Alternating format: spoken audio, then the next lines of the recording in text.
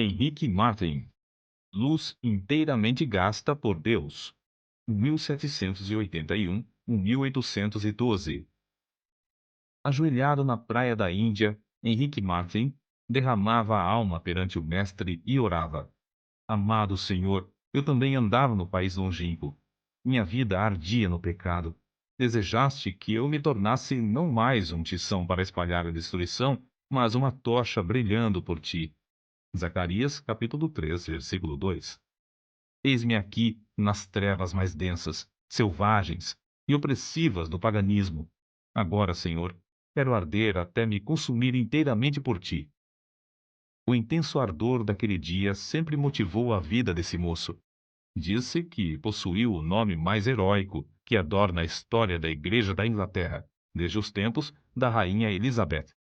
Contudo, até entre seus patrícios, ele não é bem conhecido. Seu pai era de físico franzino, e após o seu falecimento, os 4 filhos, inclusive Henrique, não tardaram a contrair a mesma enfermidade, a tuberculose. Com a morte do pai, Henrique perdeu seu intenso gozo pela matemática e passou a se interessar grandemente pela leitura da Bíblia. Diplomou-se com mais honras do que todos da sua classe. O Espírito Santo, porém, falou à sua alma: Buscas grandes coisas para ti, não as busques. Acerca dos seus estudos, testificou: Alcancei o ponto mais alto que desejara, mas fiquei desapontado ao ver como tinha agarrado apenas uma sombra. Tinha por costume levantar-se cedo, de madrugada, e andar sozinho pelos campos para desfrutar de comunhão íntima com Deus. O resultado foi que abandonou para sempre o plano de ser advogado, um alvo que, até então, perseguia, porque não podia consentir em ser pobre pelo amor de Cristo. Ao ouvir um sermão sobre o estado perdido dos pagãos, resolveu dar a sua vida como missionário. Ao conhecer a vida abnegada do missionário Guilherme Carey e sua grande obra na Índia, sentiu-se dirigido a trabalhar no mesmo país. O desejo de levar a mensagem de salvação aos povos que não conheciam a Cristo tornou-se como um fogo inextinguível na sua alma pela leitura da biografia de Davy Brainerd, que morrera quando ainda muito jovem.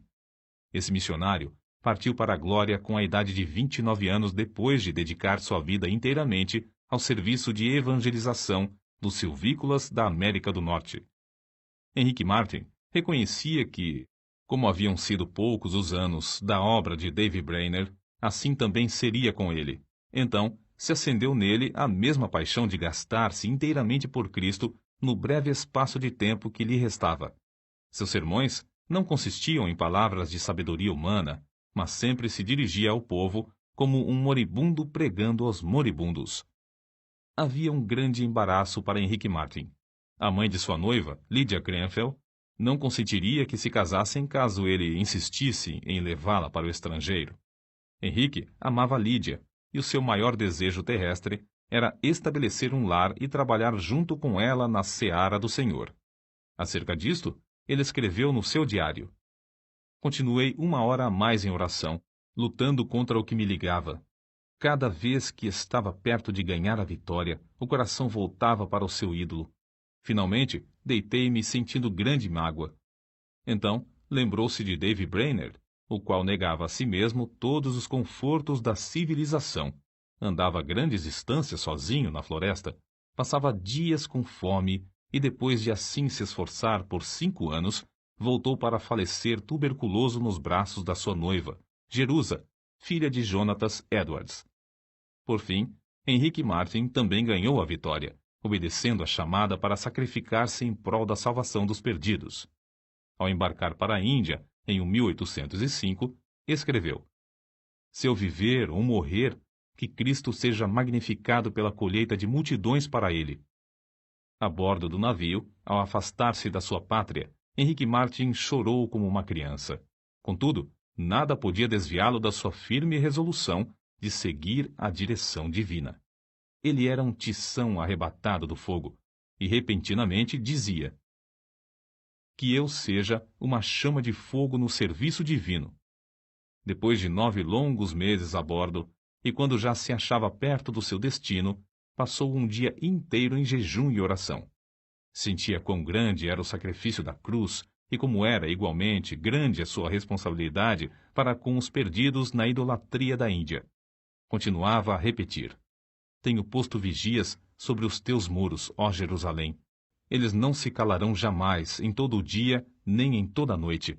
Não descanseis vós os que fazeis lembrar a Jeová, e não lhe deis a ele descanso, até que estabeleça, e até que ponha a Jerusalém por objeto de louvor na terra. Isaías capítulo 62, versículo 6. A chegada de Henrique Martin à Índia, no mês de abril de 1806, foi também em resposta à oração de outros. A necessidade era tão grande nesse país que os poucos obreiros concordaram em se reunir em Calcutá de 8 em 8 dias para pedir a Deus que enviasse um homem cheio do Espírito Santo e poder à Índia. Martin, logo ao desembarcar, foi recebido alegremente por eles como resposta às orações. É difícil imaginar o horror das trevas em que vivia esse povo, entre o qual Martin se achava. Um dia, perto do lugar onde se hospedara, ouviu uma música e viu a fumaça de uma das piras fúnebres de que ouvira falar antes de sair da Inglaterra. As chamas já começavam a subir do lugar onde uma viúva se achava sentada ao lado do cadáver de seu marido morto. Martin, indignado, esforçou-se, mas não pôde conseguir salvar a pobre vítima. Em outra ocasião, foi atraído pelo ruído do símbolo a um lugar onde o povo fazia culto aos demônios.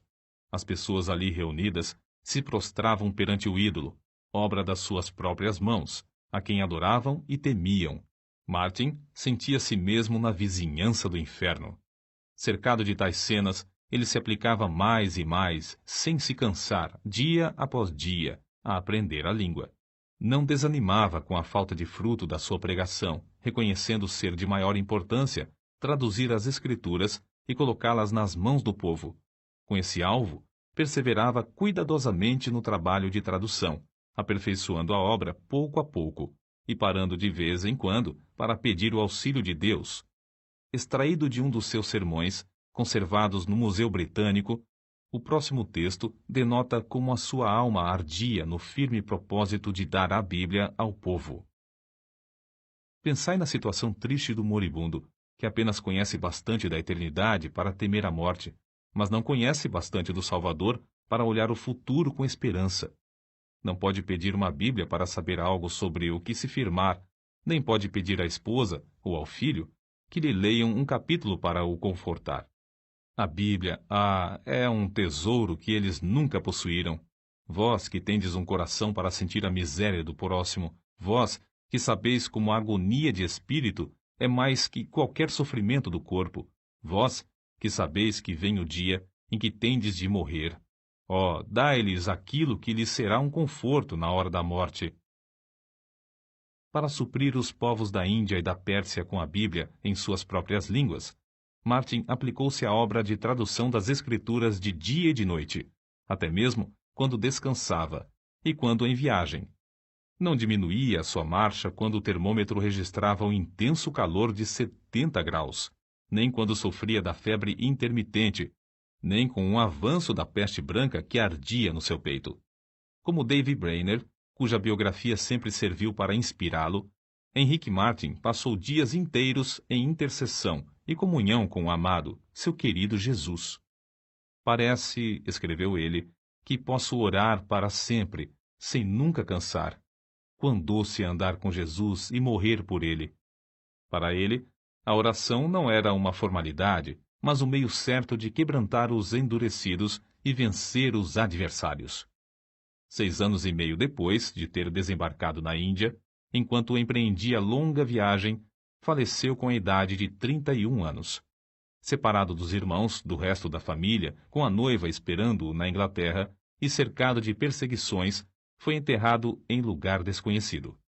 Era grande o ânimo, a perseverança, o amor, a dedicação com que trabalhava na seara do seu Senhor.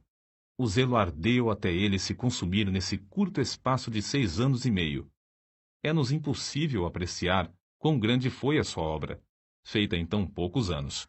Além de pregar, conseguiu traduzir porções das Sagradas Escrituras para as línguas de 1/4 de todos os habitantes do mundo. O Novo Testamento em hindu, hindustão e persa, e os evangelhos em judaico-persa são apenas uma parte das suas obras. 4 anos depois da sua morte, nasceu Fidelia Fiske, no sossego da Nova Inglaterra. Quando ainda aluna na escola, leu a biografia de Henrique Martin. Andou 45 quilômetros de noite, sob violenta tempestade de neve, para pedir à sua mãe que a deixasse ir pregar o evangelho às mulheres persas. Ao chegar à Pérsia, reuniu muitas mulheres e lhes contou sobre o amor de Jesus, até que o avivamento em Oromiar tornou-se outro Pentecostes. Se Henrique Martin, que entregou tudo para o serviço do Rei dos Reis, pudesse visitar a Índia e a Pérsia hoje, que grande obra encontraria! Obra feita por tão grande número de fiéis filhos de Deus, nos quais ardeu o mesmo fogo pela simples leitura da biografia desse pioneiro.